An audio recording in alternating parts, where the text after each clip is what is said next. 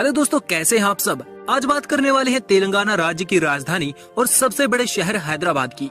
ये शहर दक्कन की पठारों में मूसी नदी के किनारे मौजूद भारत का एक बहुत ही महत्वपूर्ण शहर है। ये शहर समुद्र तल से 1780 फीट की ऊंचाई पर 650 वर्ग किलोमीटर के क्षेत्रफल में फैला हुआ है। इस शहर का ज्यादातर हिस्सा पहाड़ी इलाके में मौजूद है। ये शहर हुसैन सागर लेक के आसपास बनना शुरू हुआ था।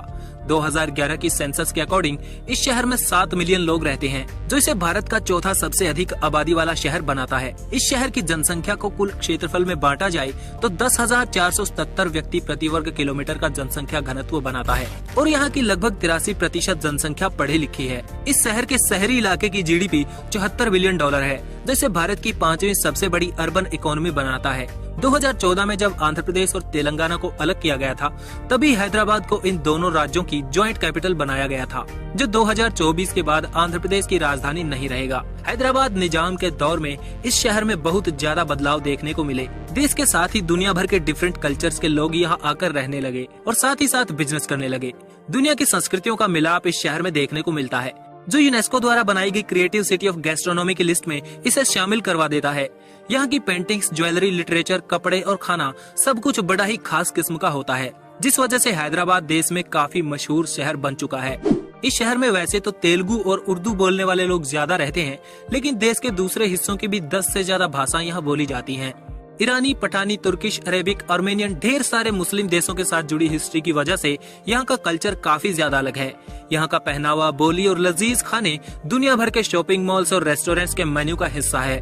इस शहर में 64% की आबादी में हिंदू धर्म के लोग रहते हैं। वहीं दूसरे नंबर पर 30% जनसंख्या के साथ मुस्लिम समुदाय यहाँ की सबसे बड़ी माइनॉरिटी है।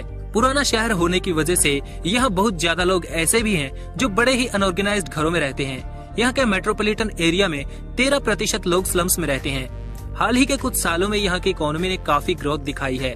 इस शहर की जीडीपी बढ़कर 74 बिलियन डॉलर हो चुकी है, जो इसे भारत का 5वां मोस्ट प्रोडक्टिव मेट्रोपॉलिटन एरिया बनाता है। तेलंगाना की कुल कमाई में सबसे बड़ा हिस्सा इसी शहर के टैक्स से आता है। इस शहर की 90% वर्कफोर्स सर्विस सेक्टर में काम करती है।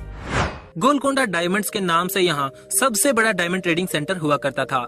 18वीं शताब्दी में इसलिए ही इसको सिटी ऑफ पर्ल्स कहा जाने लगा था। 19th सेंचुरी में निजाम्स के दौर में यहाँ पे इंडस्ट्रियलाइजेशन शुरू हुआ था। उस समय यहाँ रेलवे ट्रैक और सड़कें बनाना शुरू की गई थी, जो शहरों से बंदरगाहों तक सामान ले जाने के लिए इस्तेमाल की जाती थी। यहाँ बहुत सारी वर्ल्ड क्लास कंपनीज भी मौजूद हैं, जो लाखों लोगों को रोजगार भी देती हैं। इस शहर में 1500 से ज्यादा IT फर्म्स भी मौजूद हैं, जिन्होंने 2021 में 20 बिलियन डॉलर के IT एक्सपोर्ट्स किए थे।